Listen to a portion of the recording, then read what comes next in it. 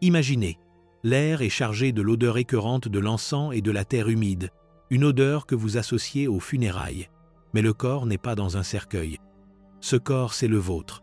Vous êtes à genoux. La laine rêche de votre tunique vous érafle les genoux. Un lourd drap noir jeté sur votre tête plongeant le monde dans une obscurité suffocante.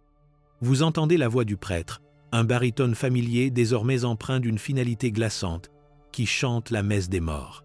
Pour vous, il vous déclare mort au monde, un cadavre marchant parmi les vivants. L'assemblée, votre famille, vos amis, la jeune fille que vous pensiez un jour épouser, ils sont tous là, leur visage un flou de pitié et de terreur juste au-delà du voile de tissu. Vous êtes un fantôme à votre propre enterrement. Le rituel s'achève, le drap est soulevé, mais l'obscurité demeure dans votre âme. On vous tend les instruments de votre nouvelle vie, la crécelle du lépreux, un petit instrument bruyant en bois pour annoncer votre présence impure, et une longue robe grise, l'uniforme des damnés. On vous conduit à la porte de la ville, le lourd battant de bois gémissant, en s'ouvrant comme les mâchoires d'une grande bête. On vous accorde un dernier regard sur le monde que vous connaissiez, un monde qui vous a déjà oublié. Puis la porte claque, le bruit du verrou qui se referme, un coup de tonnerre qui scelle votre destin. Vous êtes dehors, vous êtes seul, vous êtes un lépreux. Et maintenant, nous vous demandons de mettre la vidéo en pause et de vous abonner à notre chaîne. Pour que nous puissions continuer à créer des vidéos similaires, nous devons atteindre 1000 abonnés le plus rapidement possible. Merci.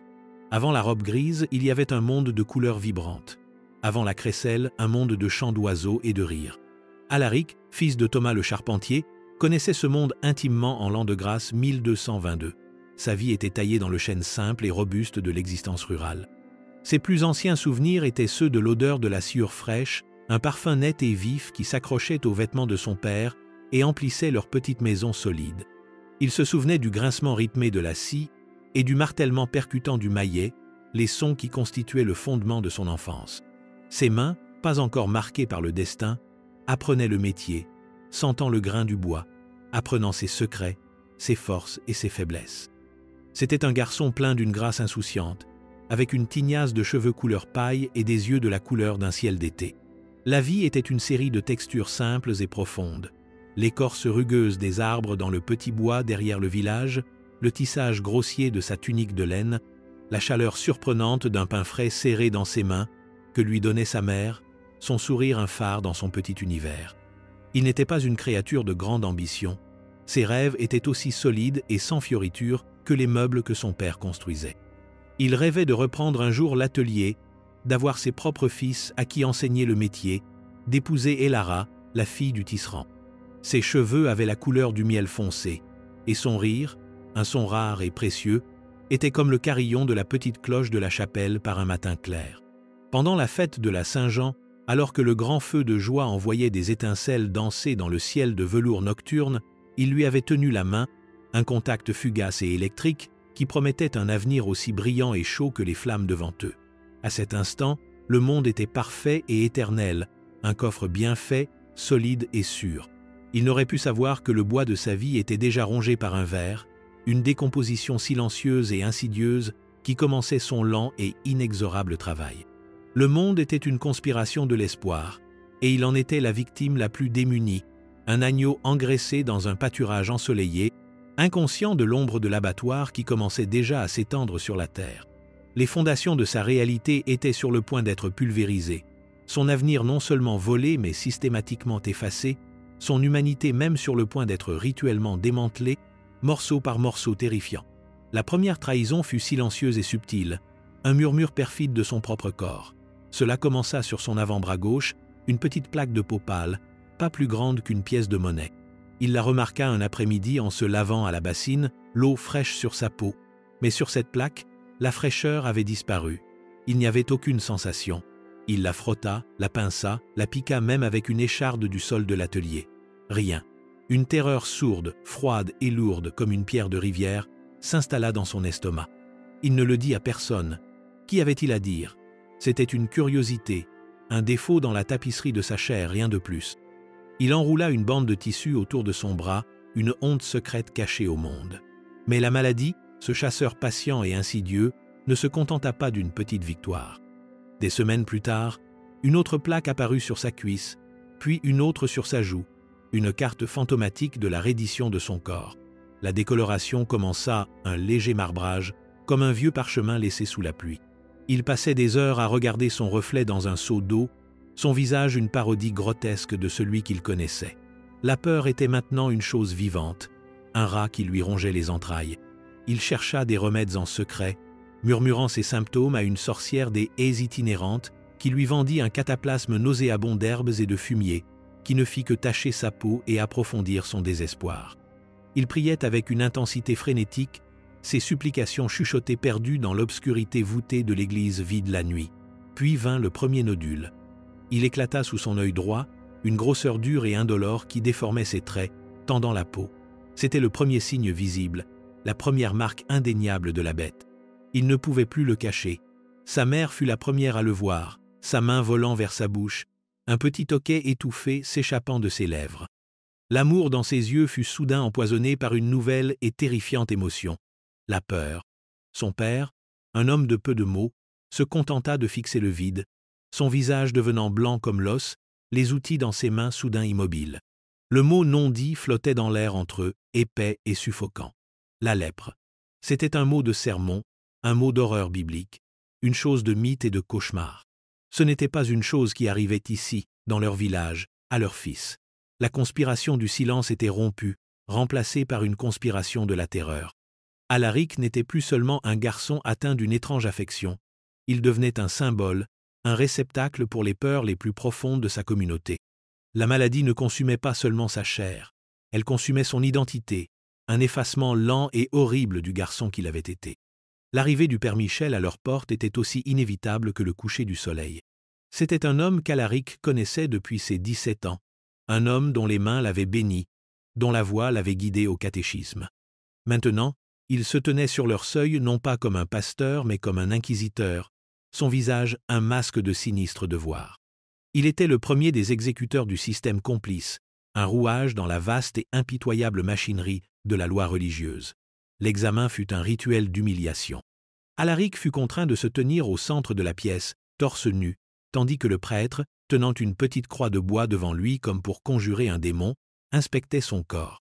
Le contact du prêtre était froid et impersonnel, ses doigts palpant les plaques de peau insensibles, ses yeux scrutant les nodules grotesques avec le calcul froid d'un marchand évaluant des marchandises endommagées. Il ne s'enquit pas de la douleur ou de la peur d'Alaric, il se contentait de vérifier les signes, de cocher les cases d'une liste de contrôle divine et terrible. Les questions qu'il posa n'étaient pas pour le diagnostic, mais pour la condamnation. Avait-il fréquenté des pécheurs? Avait-il eu des pensées impures? L'implication était claire.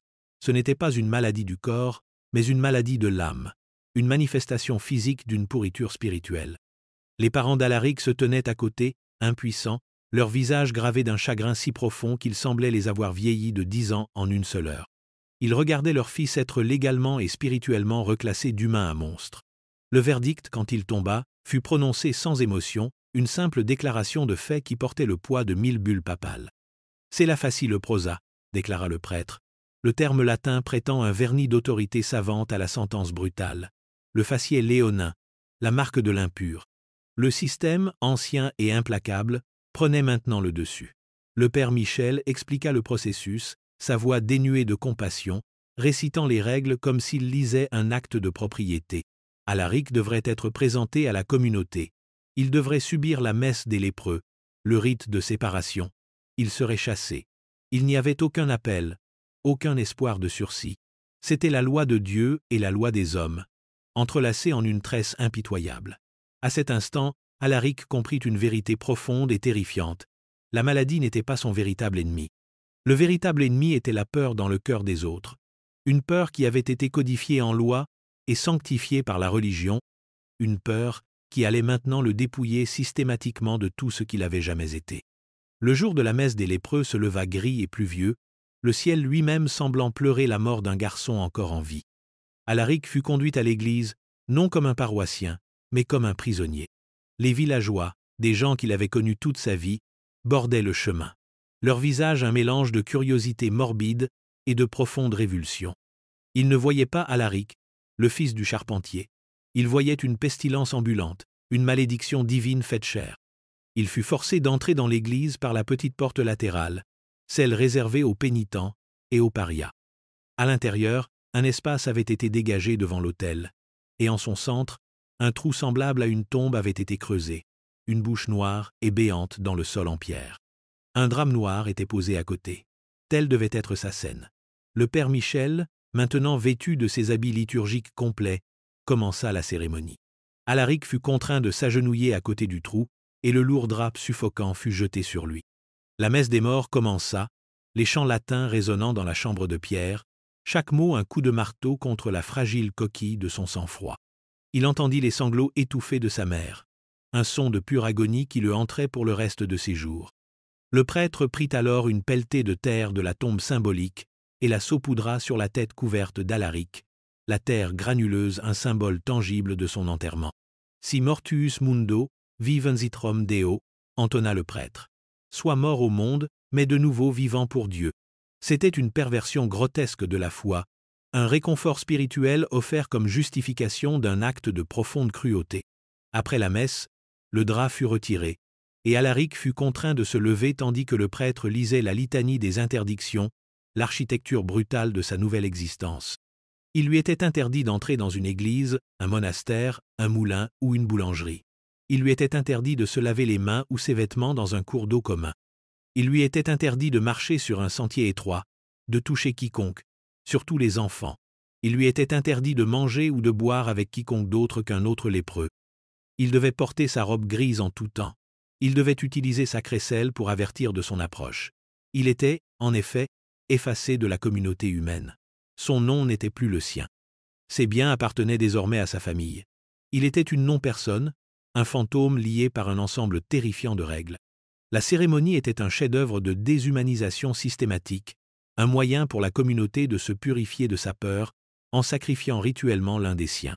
Ce n'était pas un acte de Dieu, c'était un acte de l'homme, un testament à l'ingéniosité pervertie d'une société en proie à une terreur collective. La lourde porte en chêne de son village, une structure que son propre père avait aidé à réparer à peine 1 an plus tôt, claqua derrière lui, le son un coup physique. Le monde qu'il avait connu était maintenant une forteresse scellée, et il en était le seul exilé. Son voyage commença. Il était un navire largué de ses amarres. Sa destination la redoutée léproserie, la maison de Lazare, un nom murmuré avec peur et dégoût. La route était un gant de cruauté humaine. Les gens qui le voyaient arriver, sa robe grise et la crécelle révélatrice dans sa main le marquant de loin, s'enfuyaient littéralement, les mères attrapant leurs enfants et les tirant à l'intérieur, les fermiers lui tournant le dos dans les champs, leurs visages tordus en masques de terreur.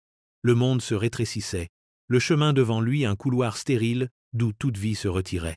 À 2 reprises, il fut lapidé par des bandes de jeunes des villages qu'il traversait, les pierres pointues déchirant sa robe et sa chair, la douleur une sensation distante et secondaire par rapport à l'agonie cuisante de leur haine. Il apprit à voyager de nuit, une créature de l'ombre, dormant dans des fossés et des hangars abandonnés, rongeant le pain dur et le fromage que sa mère avait secrètement glissé dans ses mains dans un dernier acte d'amour désespéré. Après 5 jours de ce voyage purgatoire, il la vit. La léproserie de Saint-Gilles. Ce n'était pas une maison de guérison, mais un enclos pour les mourants. Un ensemble de huttes basses et sordides blotties derrière un mur de pierre en ruine, situé loin de toute ville ou route. Une nappe de fumée provenant d'un feu brûlant constamment planait sur l'endroit, un encens nauséabond de détritus et de maladies. La porte était ouverte, un geste qui n'était pas accueillant mais d'une indifférence totale. Lorsqu'il entra, l'horreur complète et multisensorielle du lieu le submergea. L'air était épais de l'odeur de corps non lavés, de plaies infectées et de déchets humains, un miasme de décomposition qui lui prenait à la gorge. Et les spectacles. Des hommes et des femmes, à divers stades de ruines grotesques, étaient assis dans la saleté, leurs visages les masques léonins de la lèpre avancée, leurs mains et leurs pieds noués en griffes inutiles ou enveloppés dans des haillons sales. Certains n'avaient plus de nez, leurs visages s'effondrant en une cavité centrale et terrifiante. D'autres étaient aveugles, leurs yeux des orbes blancs laiteux fixant le néant. Ils étaient les victimes sans défense, toute une communauté d'entre eux, leurs histoires et identités individuelles réduites au seul fait déterminant de leur maladie. Un homme sans doigt, et à la voix comme un bruissement de feuilles, l'accueillit, non avec gentillesse, mais avec la résignation lasse de celui qui a vu trop de nouveaux arrivants. On lui montra une place sur le sol d'une hutte bondée, une parcelle de paille sale qui serait sa nouvelle maison. Il n'y avait ici aucun réconfort, aucune consolation, seulement la réalité partagée d'une décomposition lente et publique. Ce n'était pas un sanctuaire, c'était un entrepôt pour les impurs, un endroit où les gens étaient envoyés pour tomber en morceaux, oubliés par le monde qui les avait condamnés. Les jours se fondaient les uns dans les autres, un fleuve de souffrance gris et monotone. Le temps lui-même semblait se décomposer dans la léproserie, perdant sa forme et son sens. Le lever et le coucher du soleil étaient les seuls repères dans un cycle sans fin de douleur et de dégradation. Le corps d'Alaric devint une toile pour l'art grotesque de la maladie. Les nodules sur son visage se multiplièrent, épaississant ses traits, tirant ses sourcils en un froncement de sourcils léonins permanent. Sa voix devint rauque et éraillée à mesure que l'affection envahissait son larynx. L'aspect le plus terrifiant était la disparition lente et silencieuse de lui-même. Ses doigts et ses orteils, par un processus d'absorption indolore, commencèrent à raccourcir, les os et le cartilage se dissolvant comme s'ils étaient consumés de l'intérieur. Il se réveillait pour trouver un doigt plié à un angle impossible, une autre partie de lui-même disparue. Parce que les terminaisons nerveuses étaient mortes, il ne ressentait aucune douleur due aux coupures ou aux brûlures. Il posa une fois sa main trop près du feu commun, ne réalisant qu'elle brûlait que lorsqu'il sentit l'odeur de sa propre chair cuite. La blessure, non ressentie et non soignée, s'infecta, devenant une plaie suintante qui refusait de guérir. C'était le paradoxe du lépreux, un corps qui ne pouvait sentir sa propre destruction. Il devenait un étranger à lui-même, une ruine ambulante pilotée par un fantôme terrifié. La crécelle, qu'il était forcé de porter chaque fois qu'il quittait l'enceinte pour mendier, devint une partie de lui, un membre artificiel qui diffusait sa damnation. Le clac-clac rythmé était la bande-son de sa misère, un son qui annonçait sa monstruosité et faisait détaler les bien-portants comme des souris effrayées. L'acte de mendier était un rituel d'humiliation profonde. Il se tenait à un carrefour, le visage partiellement voilé, sa voix un grognement guttural, implorant l'aumône. Certains jetaient une pièce à distance de sécurité, le visage un masque de dégoût. D'autres crachaient ou hurlaient des malédictions, ne le voyant pas comme un homme dans le besoin mais comme une incarnation physique du péché. La cruauté systématique du monde extérieur était une pression constante et écrasante. La société, dans sa terreur, était devenue le tyran dysfonctionnel, ses règles et ses gens les instruments d'une lente torture psychologique. Il voyait cette tyrannie se refléter dans les yeux de ses compagnons de souffrance. Il voyait des hommes qui avaient été de fiers chevaliers, des femmes qui avaient été des épouses chéries, maintenant réduits à ce dénominateur commun de la décomposition. Ils se battaient, ils volaient, ils désespéraient. Pourtant, dans de rares moments, il y avait des lueurs d'une humanité partagée, une femme partageant un morceau de pain, un homme aidant à panser une blessure qu'il ne pouvait pas voir. Ces petits actes de gentillesse étaient comme de minuscules bougies vacillantes dans une obscurité immense et suffocante, un défi fragile contre la réalité écrasante de leur sort commun. 10 ans. Une décennie s'était écoulée depuis que la porte de son village avait claqué. 10 ans de lente décomposition, à regarder son propre visage fondre en un masque méconnaissable dans le reflet d'une flaque d'eau. Alaric avait maintenant 27 ans, mais il en paraissait 100. Ses cheveux étaient blancs, ses mains étaient des griffes noueuses, et son visage était le faciès léonin complet et terrifiant du lépreux avancé. Le garçon qui aimait l'odeur de la sueur était un fantôme lointain, une histoire qu'il pouvait à peine se raconter à lui-même. Mais la mémoire est une chose tenace et traîtresse. La douleur de sa vie passée, du monde qu'il avait rejeté, ne s'était pas dissoute avec sa chair. Elle s'envenimait en lui, une autre sorte de maladie. La fête de la Saint-Jean approchait, la seule nuit de l'année où son ancien village serait animé par le feu et la musique. Une idée folle et désespérée prit racine dans le sol aride de son âme. Le voir une dernière fois, être un fantôme au festin. Il voyagea pendant 3 jours, un voyage lent et douloureux, se tenant dans les bois et les champs, une créature dégingandée de la nuit. La veille de la fête, il trouva une place sur une colline boisée surplombant son village. Le feu de joie fut allumé à la tombée de la nuit, un grand cœur de flamme rugissant au centre de la place. Il pouvait entendre les faibles et joyeuses notes d'une flûte et d'un tambourin. Il vit les villageois danser, leurs formes se découpant sur le feu, leurs rires portés par le vent. C'était une scène d'une autre vie, une vie qui avait été la sienne. Et puis il la vit. Et Lara. C'était une femme maintenant, plus une jeune fille. Ses cheveux couleur miel foncé étaient relevés, et elle se déplaçait avec la grâce dont il se souvenait. Elle tenait les mains de 2 petits enfants, ses enfants. Un homme se tenait à côté d'elle, son bras autour de sa taille. Son mari. Un son s'échappa de la gorge d'Alaric. Un bruit étranglé et guttural qui n'était pas un mot, pas un sanglot, mais quelque chose d'absolument inhumain. C'était le son d'une âme qui se brise. Un couple, cherchant l'intimité à la lisière du bois, entendit le bruit. L'homme se tourna, scrutant l'obscurité. Il vit la forme d'Alaric, le contour grotesque de son visage éclairé par le feu lointain. Le visage de l'homme passa de la curiosité à l'incrédulité, puis à la terreur pure et primale. Il cria. « Un lépreux! Un lépreux dans les bois !» La musique s'arrêta. La danse cessa.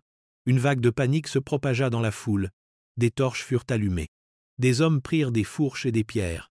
La joyeuse fête se transforma en un instant en une foule vengeresse. Ils déferlèrent vers les bois, leur voix un chœur hurlant de haine. « Impur! Monstre! Tuez-le !» Des pierres commencèrent à pleuvoir autour de lui. Il se retourna et s'enfuit, trébuchant à travers les sous-bois, les cris et les malédictions le poursuivant comme une meute de chiens. Il ne sentit pas les branches qui lui déchiraient le visage ni les rochers qui meurtrissaient son corps. La seule douleur était la finalité cuisante et absolue de ce moment. Il n'était pas seulement un paria, il était un monstre. Il n'avait pas seulement perdu sa vie, il était devenu une menace pour la vie elle-même. La dernière braise d'espoir, le souhait stupide et désespéré de renouer avec son passé, fut brutalement et violemment éteinte. La fuite de son village brisa quelque chose de profond en Alaric. La créature qui retourna en titubant à la léproserie de Saint-Gilles était une chose vidée de sa substance, une coquille animée par guerre, plus qu'un réflexe. Le feu de la mémoire, qui l'avait à la fois tourmenté et soutenu, avait été éteint, ne laissant derrière lui que la cendre froide et grise du désespoir.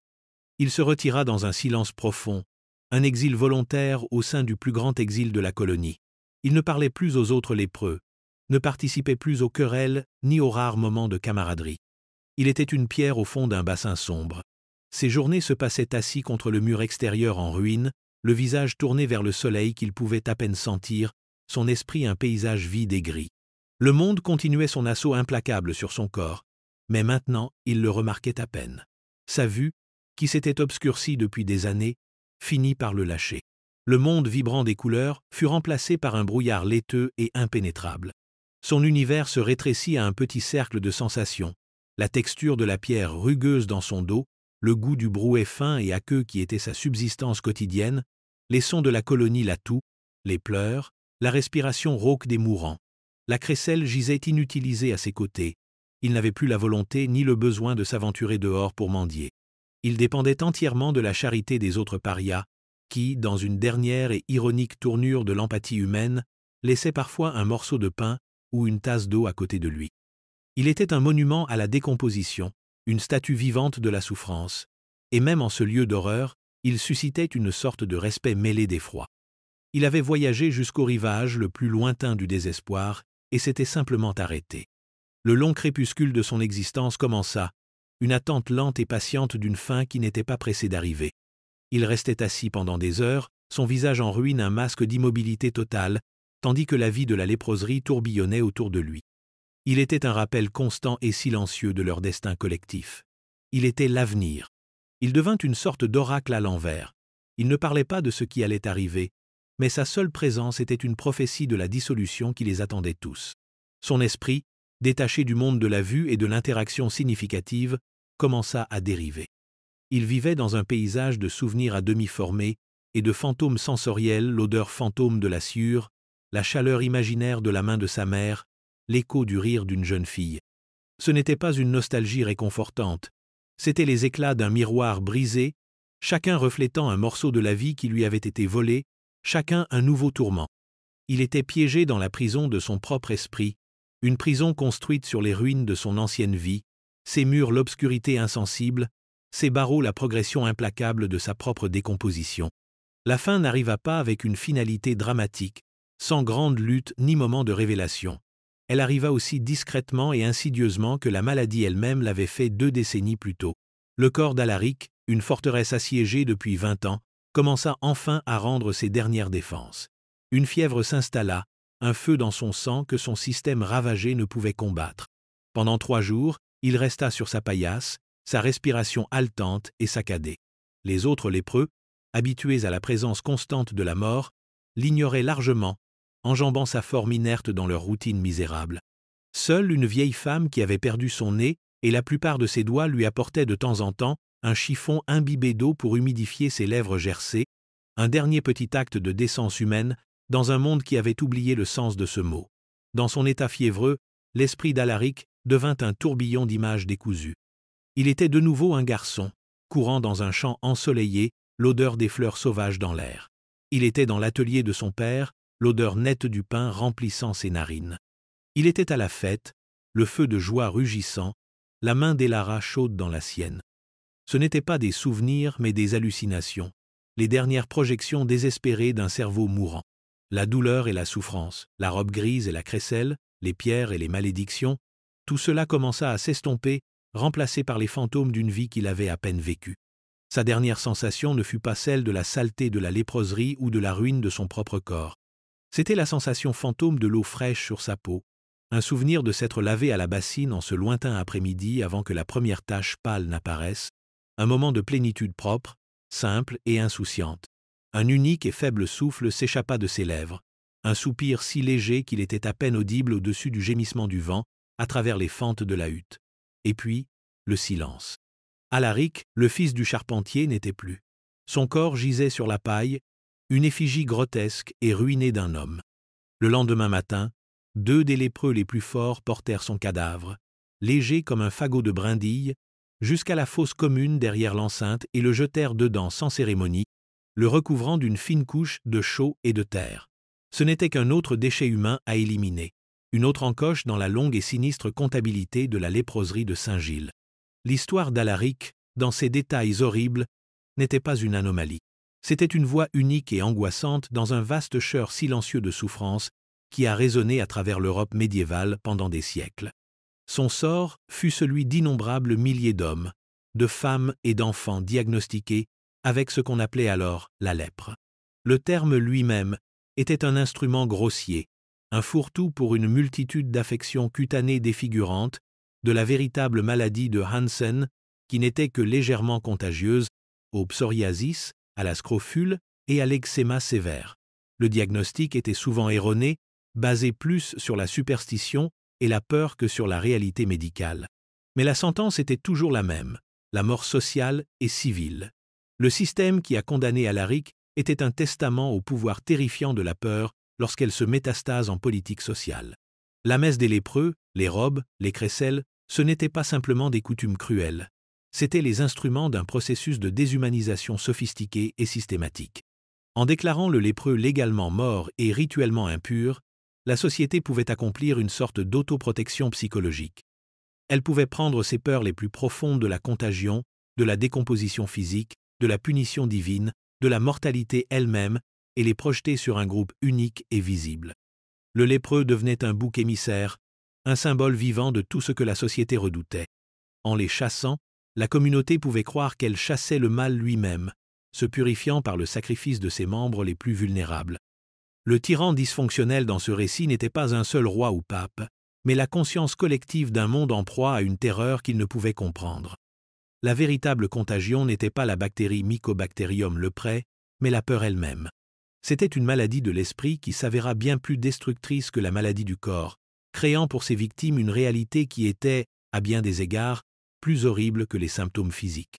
Nous regardons cette période avec un sentiment d'horreur détaché, en sécurité dans nos connaissances médicales modernes. Mais l'histoire du lépreux médiéval est un rappel glaçant et intemporel d'une sombre capacité humaine. Le pouvoir de définir un groupe de personnes comme autres, comme impures, et de justifier toute cruauté au nom de la pureté et de la sécurité. La crécelle du lépreux a peu être disparue, mais son écho peut encore être entendu dans la rhétorique de l'exclusion et les politiques de la peur qui persistent à ce jour. La vie d'Alaric n'était pas seulement une tragédie personnelle, c'était un testament au coût humain immense et durable de nos propres angoisses les plus profondes.